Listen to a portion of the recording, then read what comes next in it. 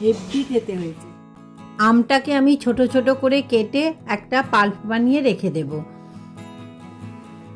দেখুন কি সুন্দর পাল্প বানিয়েছি। এবার কড়াটা গরম হয়ে গেছে। এবার আমটাকে আমি এর মধ্যে দিয়ে ভালো করে নাড়িয়ে চাড়িয়ে নেব।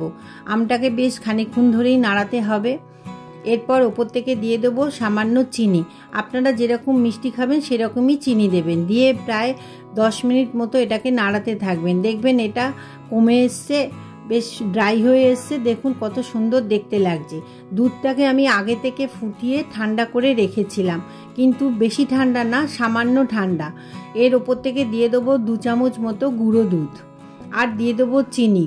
আগেও আমি চিনি দিয়েছি, এই জন্য আমি এখানে সামান্য চিনি দিলাম।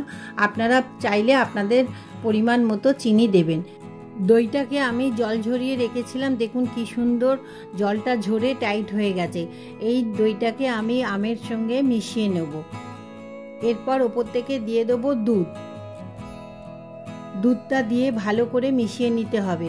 আমি এই দুধটা প্রায় 15 মিনিট ধরে মেশাবো। দেখুন কি সুন্দর মিশেছে, আর পুরো দেখতেও কত সুন্দর লাগছে।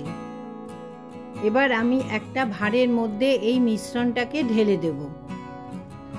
দেখুন আমার পুরো এটা ঢালা হয়ে গেছে। এই মিষ্টি দই কিন্তু ভাতের সঙ্গে খেতে খুবই ভালো লাগে। এবার আমি এটাতে একটা তোয়ালে চাপা দিয়ে রেখে দেবো। 8 ঘন্টা মতন আমি চাপা দিয়ে রাখবো। দেখুন 8 ঘন্টার পর আমি খুলেছি। দইটা কত সুন্দর জমে গেছে, আর দেখতেও কত সুন্দর লাগছে। দইটাকে দেখতে দেখুন পুরো দোকানের মতো হয়েছে। বল